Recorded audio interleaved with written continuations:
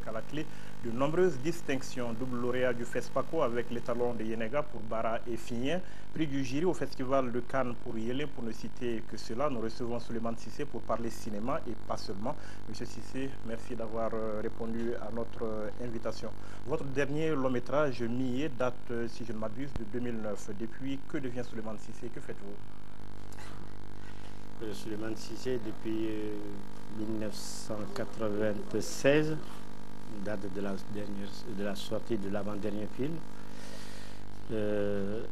J'essaie finalement d'exister d'une autre manière pour faire profiter mon temps à la nouvelle génération. C'est la raison pour laquelle je me suis consacré pendant 10 ans à une organisation sous-régionale, l'UCKAO. Et avec ça, nous avons créé le collectif des jeunes talents.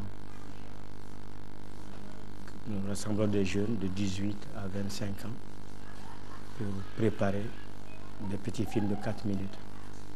Mais en dehors de ça aussi, je fais réunir chaque 2 ans des responsables de cinéma du monde entier au Mali, ici à Bamako, et ensuite à Niamina. Et donc pendant ce temps, le temps que je ne fais pas de film, je m'occupe de cette jeunesse et du festival. Parlons justement de jeunesse, vous préparez la relève? Oui, il le faut obligatoirement parce que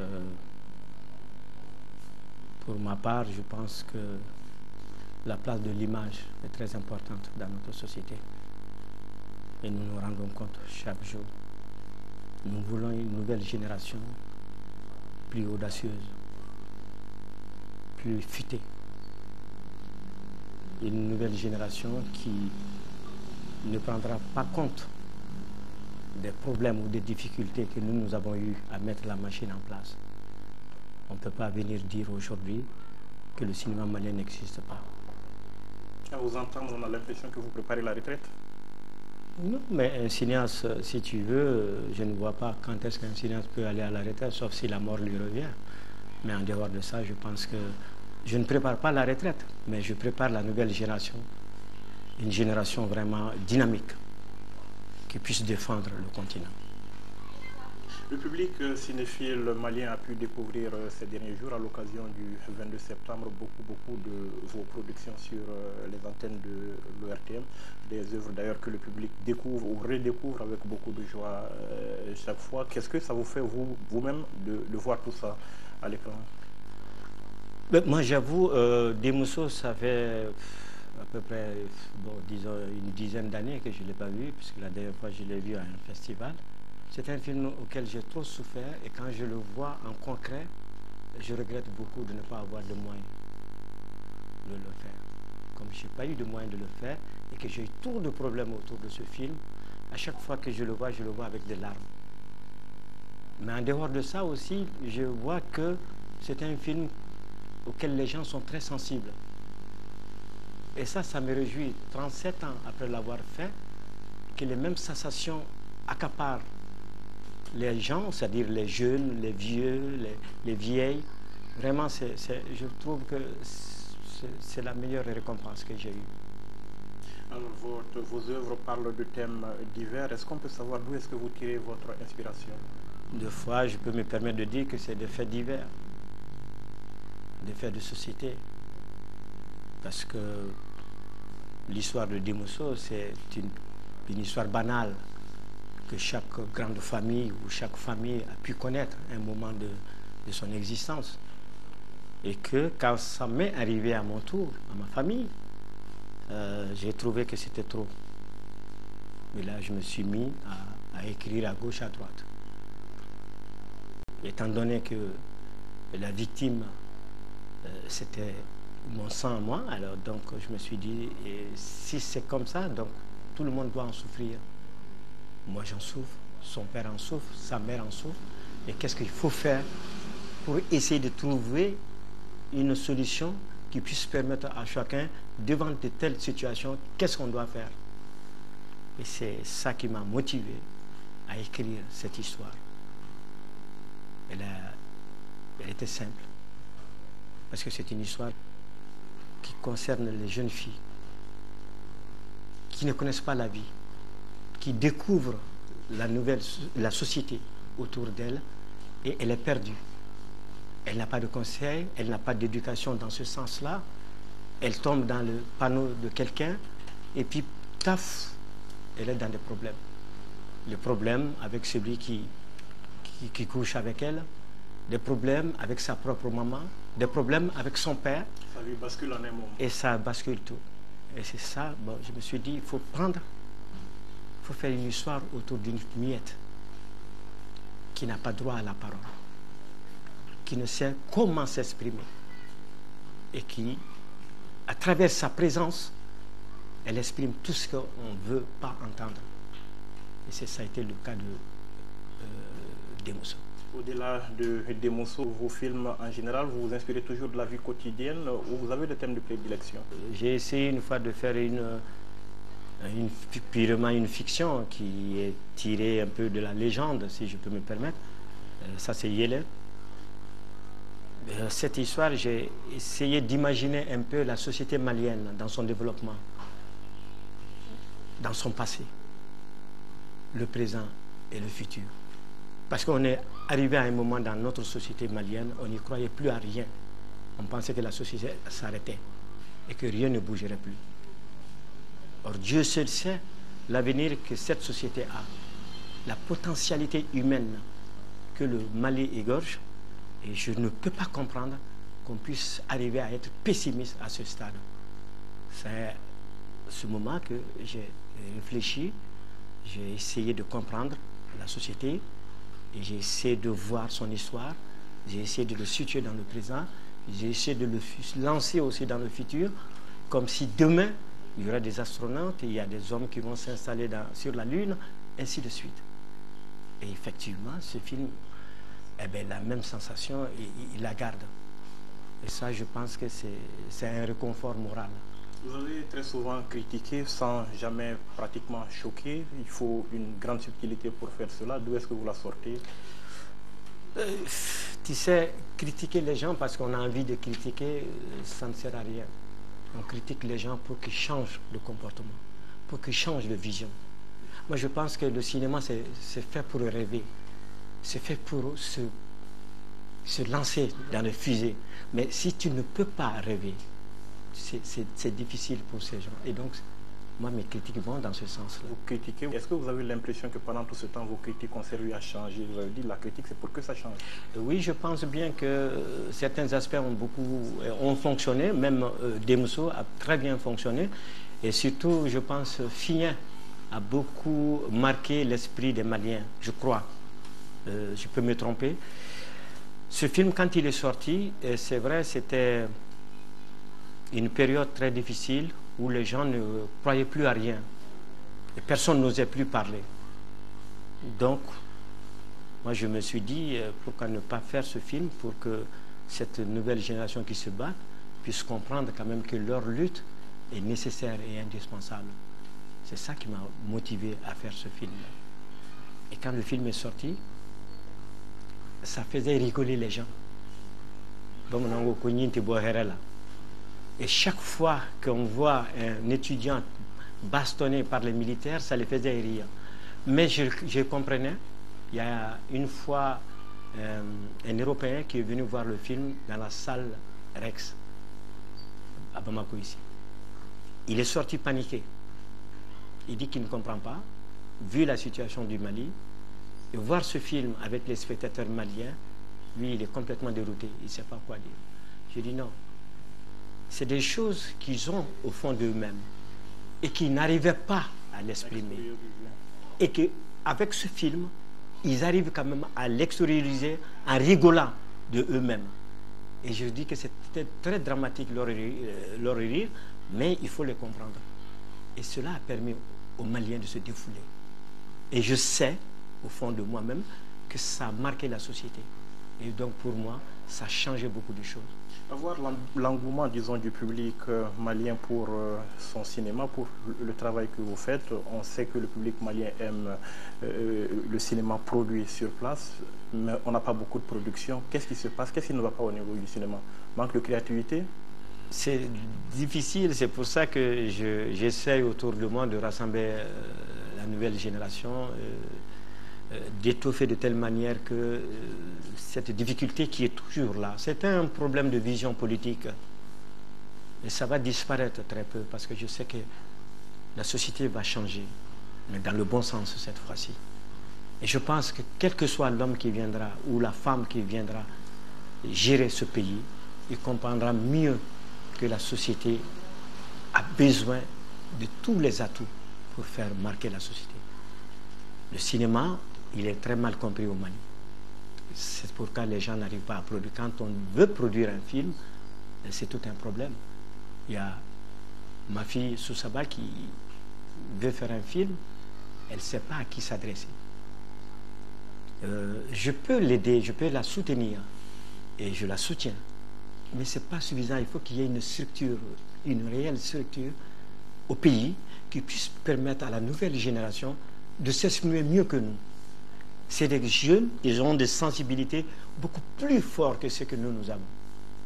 Et ils peuvent mieux s'exprimer. Et je peux vous jurer que dans 5 ans, vous verrez les films de ces jeunes, vous n'en verrez jamais aux films d'Hollywood ou ailleurs, ici au Mali. Parce que je me suis dit, si on en est arrivé à faire Yélé ici, on peut faire des films extraordinaires. Mais qu'est-ce qui bloque? Vous avez dit manque de vision politique, manque juste un manque de structure, d'encadrement. Il n'y a jamais eu de vision politique cinématographique au Mali. Il n'y a jamais eu. Quelle est votre vision personnelle de ce que cette politique peut être? Ma vision, c'est qu'il y ait quelqu'un au pouvoir qui se dise que l'industrie culturelle est une nécessité pour notre pays. Parce que la nature, Dieu nous l'a donné. C'est naturel dans notre peau, dans notre sang. Et celui qui le comprendra, vous allez voir que si notre culture pousse un tout petit peu, vous allez voir le degré d'avancement du Mali. Peut-être que vous avez baissé les bras, vous aussi, homme de culture, homme de cinéma, vous n'avez peut-être pas suffisamment poussé. Ah non, je ne pense pas que... moi, personnellement, je me connais, je peux me dire, pour tous ceux qui m'ont connu dans la vie, savent très bien que je ne baisse pas les bras. Ça, c'est ma nature, parce que quels que soient les problèmes, je suis optimiste. De l'extérieur, on a souvent eu l'impression que c'est juste une question de moyens. Et jusqu'à quel point c'est une question de moyens? Et en fait, quand on fait des films au Mali, d'où est-ce qu'on sort les moyens? Moi, personnellement, c'est sur des préventes que j'arrive à ramasser à gauche, à droite. Mais j'avoue qu'au départ, il a fallu l'effort terrible pour arriver d'abord à se faire connaître.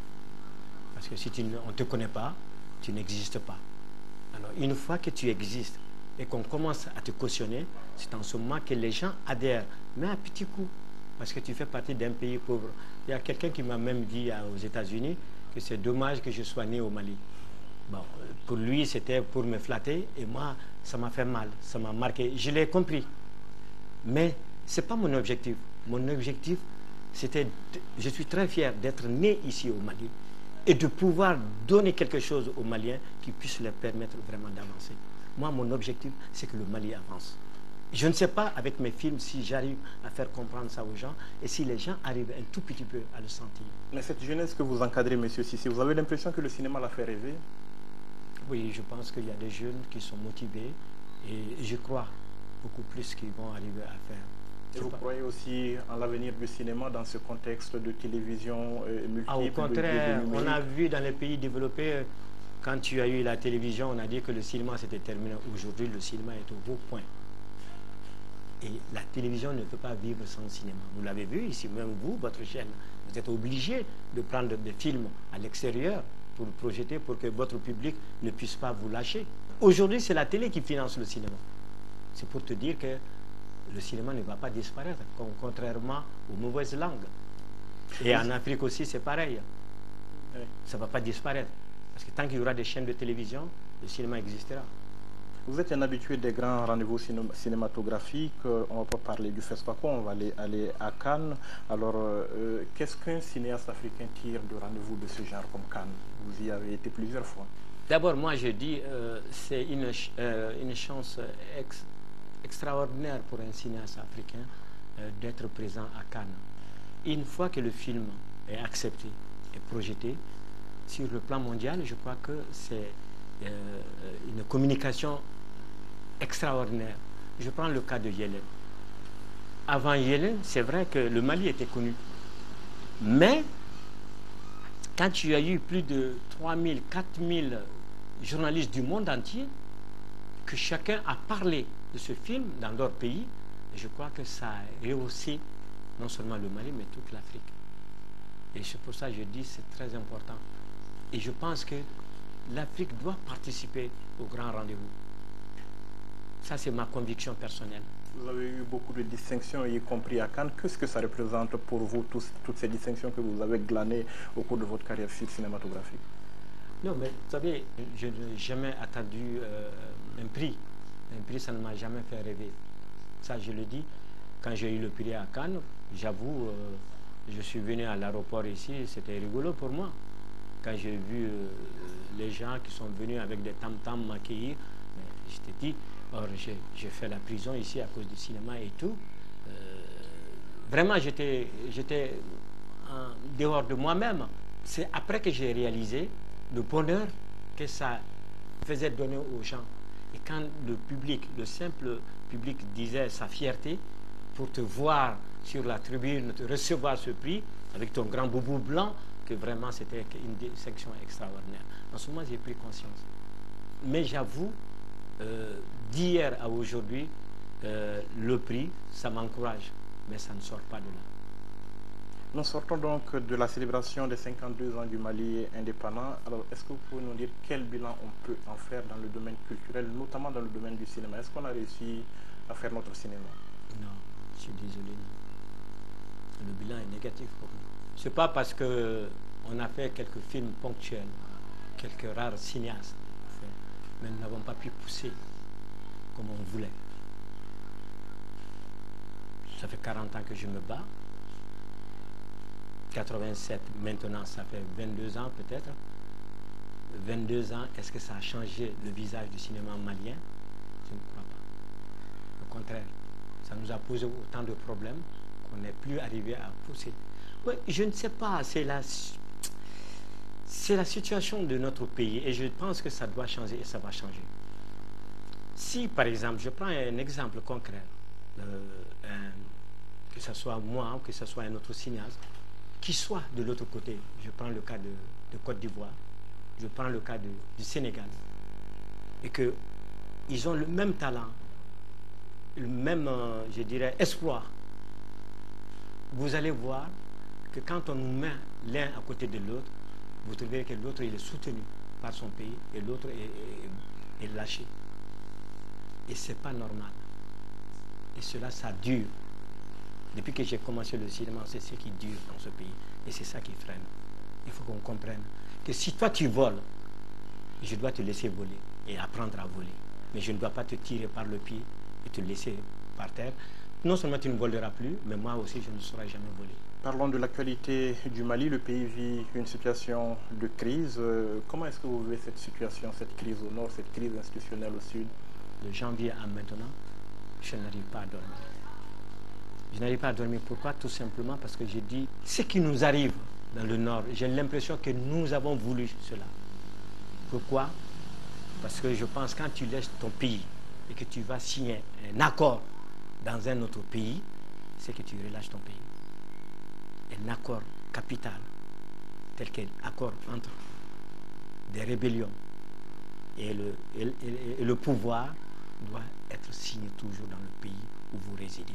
Ça, c'est un. Vous parlez des accords d'Alger. Oui. Deuxième, le contenu de cet accord, abandonner sa souveraineté pour quelqu'un d'autre, c'est-à-dire laisser un territoire aux mains des rebelles, au nom de quoi? Je dis que nous avons des minorités noires aussi. Ils sont des xénophobes, ils sont des bobos, ils sont de n'importe quel âge, mais ils sont noirs, ils peuvent se révolter. Mais quand une couche de 100 000 ou 150 000 habitants se disent qu'ils prennent le 2 tiers de notre territoire, je dis c'est notre faute. On a failli dans la gestion. On a failli dans la gestion parce qu'on n'aurait pas dû accepter cela. Mais ce n'était pas la première fois que ce problème surgissait. On le gère le problème depuis l'indépendance. Depuis l'indépendance, on s'est toujours dit, on l'a maté une fois, on l'a maté 2 fois, 3e fois, ceux qui sont venus, qui ont dit qu'il faut signer cet accord, pensaient qu'ils suivaient le bon chemin. Mais excusez-moi, quand celui avec qui tu as affaire, et qu'il sent ta faiblesse, il cherche toujours à t'égorger. Le pays est presque au bord du gouffre aujourd'hui. Comment en sortir selon vous? Il faut se donner la main. Si on ne se donne pas la main, d'abord au niveau du Sud, si on n'arrête pas, on ne va pas s'en sortir. Que ceux qui gèrent ce pays, qui se disent, pour une fois, on se donne la main, on se pardonne et on fait avancer ce pays. On a besoin. Le Mali a besoin d'avancer. On n'a pas besoin d'être arrêté comme on l'est aujourd'hui. Vous nous avez dit une fois que vous ne vous imaginiez pas cette situation, même en fiction. Peut-être qu'on en fera du cinéma un jour. Je n'ai jamais imaginé ça. Non, mais il y a ma fille qui prépare un film dans ce sens, mais c'est vrai qu'on ne connaît pas. Moi, personnellement, je voudrais comprendre qu'est-ce qu'il y a au-dessus. Ce n'est pas seulement du pétrole, de l'uranium ou d'autres, mais il y a d'autres choses qu'on n'arrive pas à capter et que moi, je voudrais comprendre. Et cela, il faut que je trouve les gens, qui puissent m'expliquer. Mais c'est sûr que ça a dépassé la fiction, mais la fiction va la dépasser. Dites-nous quels sont vos projets immédiats et on va terminer sans doute là-dessus. Mes projets immédiats, c'est que j'ai un long métrage, d'ailleurs que je compte commencer l'année prochaine, précisément en juin. J'appelle encore aux jeunes, tous les jeunes qui veulent faire du cinéma, qui nous approchent. Et je demande aussi à notre chaîne de télévision qu'il fasse tout pour laisser aller étudier la haute technicité de la télé et du cinéma. C'est très important. Je voudrais que demain, après ces événements, que le Mali puisse rebondir au niveau de sa chaîne de télévision, au niveau de son cinéma, au niveau de sa musique. Rebondir. Nous savons très bien que notre musique domine en quelque sorte une grande partie du monde. Nous savons très bien que notre cinéma peut dominer. Et nous savons très bien que notre télé peut être plus forte qu'on ne croit pas. Et c'est ça ma confiance. Alors, on va espérer que la jeunesse va entendre votre appel et on va attendre avec les cinéphiles maliens, avec beaucoup d'impatience, disons, votre prochain film. En tout cas, merci d'avoir accepté de répondre à nos questions.